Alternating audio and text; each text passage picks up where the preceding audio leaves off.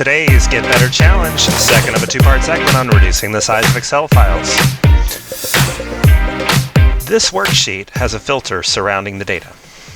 We're going to remove it, save, and notice the file size really doesn't change that much. Excel has improved throughout the years. Now, we have formulas in 1,000 rows and 20 columns.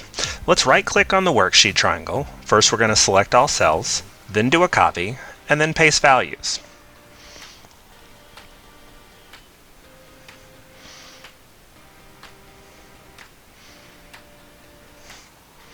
When we go to save the file, note that the file decreases from over 800K to about 715K. The savings can be used with a very large file.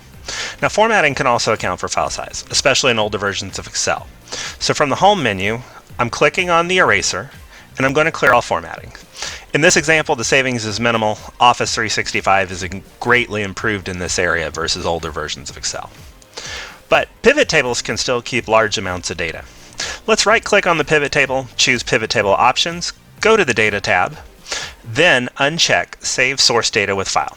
We once again see the file size decrease substantially, but you may not want to choose this option if the data is coming from a remote source like a database.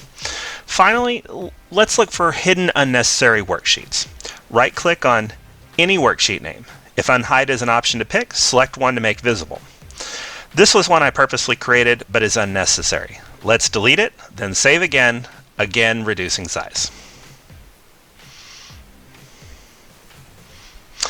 Have a favorite tip or video you would like to see? Comment below. This has been Data with Daryl's 1 Minute Challenge. Thanks for watching.